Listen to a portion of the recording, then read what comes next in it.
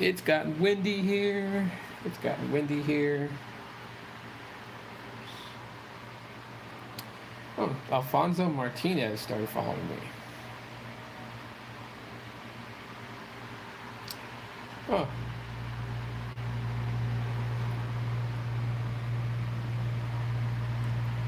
Ooh, okay, we got a comment here. We got two, actually.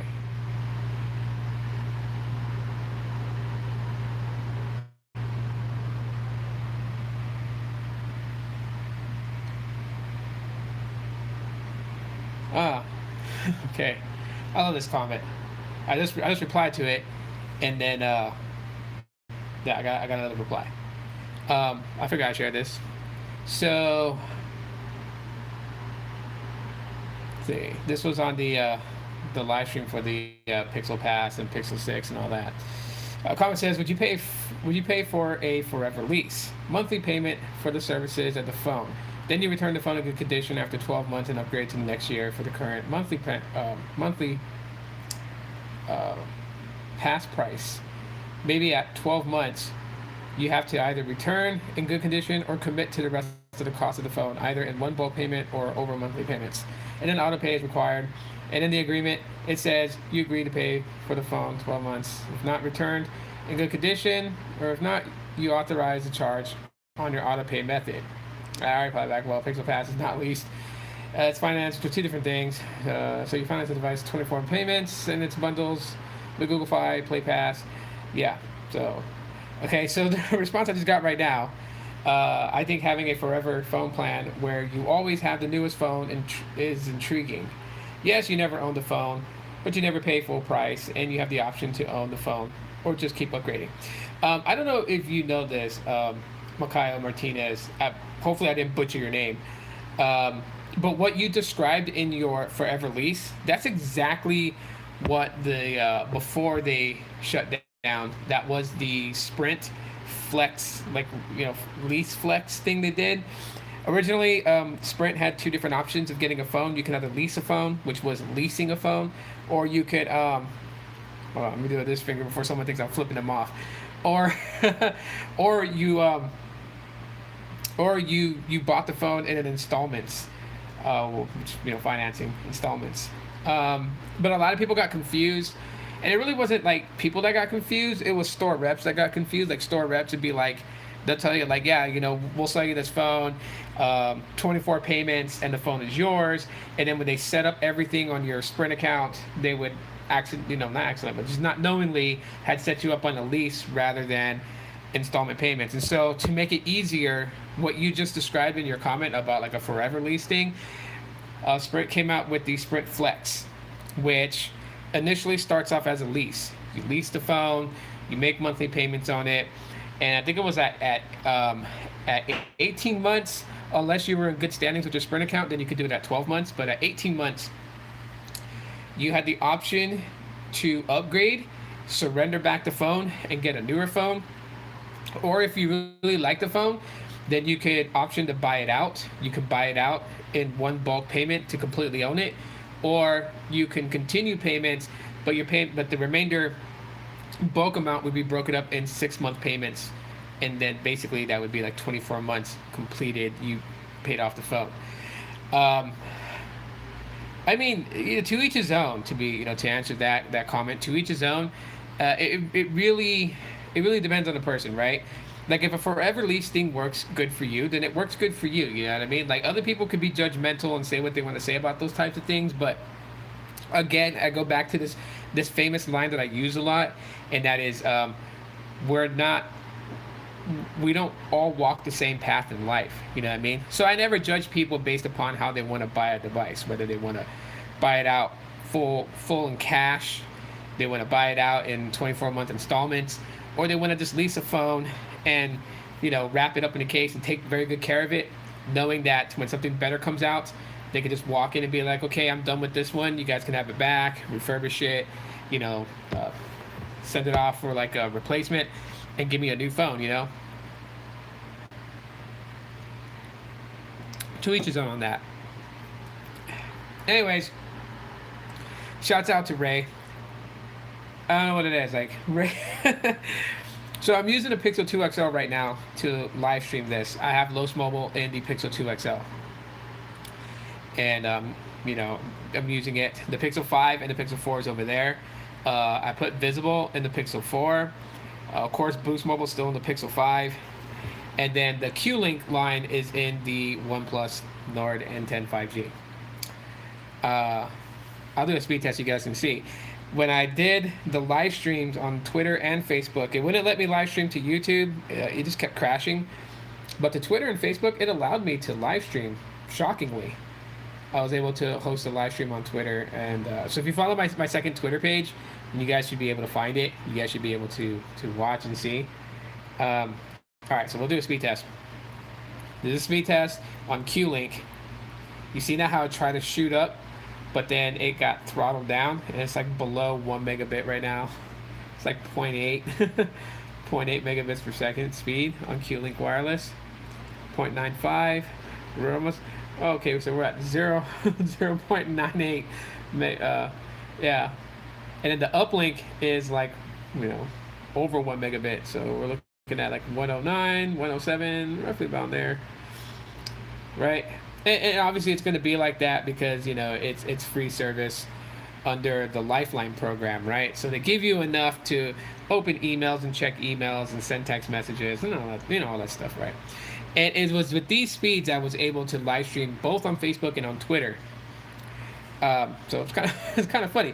Like, you'd be surprised just how low of data speeds you may have from speed tests and what initially you're able to do on your smartphone. And I know everyone's after, like, when they do speed tests, they are completely after getting like a gigabit down, about 200 on the up. Like, people are chasing those speeds, and it's nothing wrong with chasing those speeds, but you really get surprised at what you can do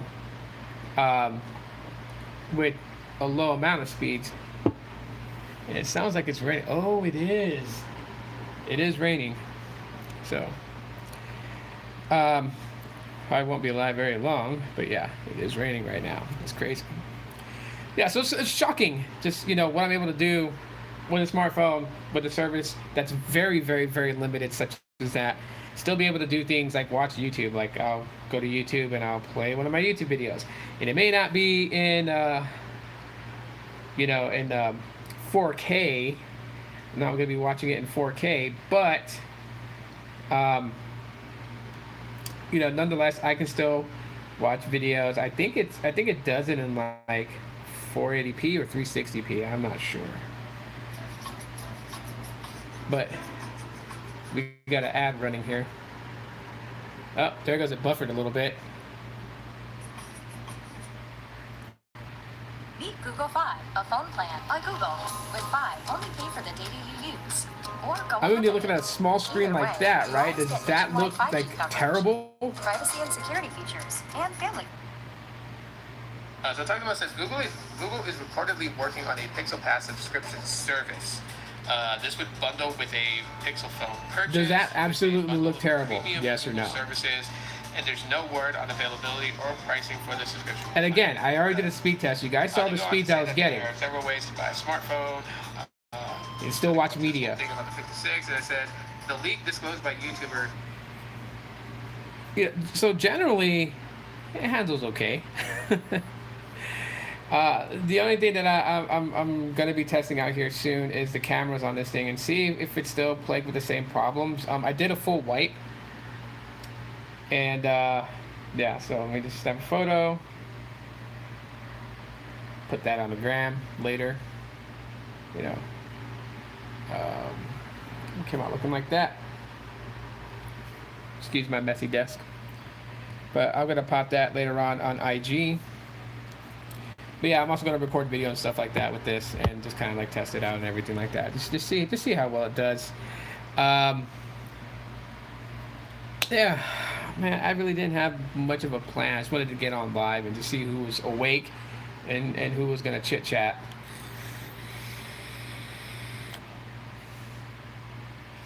Of course, the weather's dropping. I know tomorrow it's gonna be cold. We can already feel the weather dropping right now. My AC hasn't kicked on in over 2.5 hours.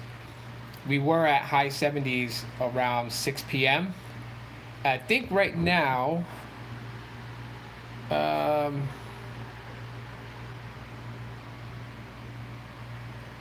okay, so it says we dropped to 75. Looks like that cold front is coming through right now, because now we're about at 75 degrees. It guesstimates that a little bit after 11 we'll be at 73 degrees. By midnight we should be in high 60s, so at 68 degrees. And it's going to continue to drop. And by 6 o'clock in the morning, when I get my kids up for school, about 7 o'clock when we wait for the driver to pick them up, it'll be a whopping 57 degrees at 7 a.m. How insane is that? And tomorrow it's only going to rise as high as 68 degrees and then start dropping back down again. And by 10 o'clock at night, it'll be 59 degrees tomorrow. So we're starting to get cool. It's starting to cool down.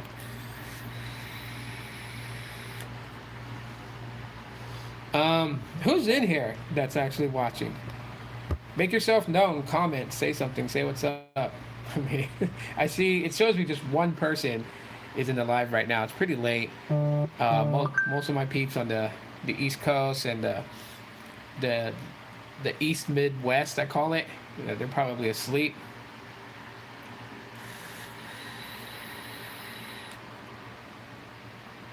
Nonetheless,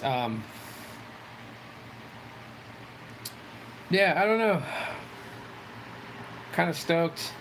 I did get Wi-Fi ordered. I went with CenturyLink, and I'm waiting for them to send a technician out to install. That technician is supposed to come out by October 27th, so that's insane. That's a good bit of wait, but it'll be okay though. And yeah, so I'll have home Wi-Fi again. A lot of things are going to kind of mix around. My Visible line, the last one that I have, I'm going to give it to my oldest daughter. So my youngest son is using Total Wireless. My youngest daughter is using Visible right now. And then I'm going to give my oldest daughter my other Visible line. And then my second oldest son is using Visible also. The missus is using Visible. And what I intend to do is grab Fi.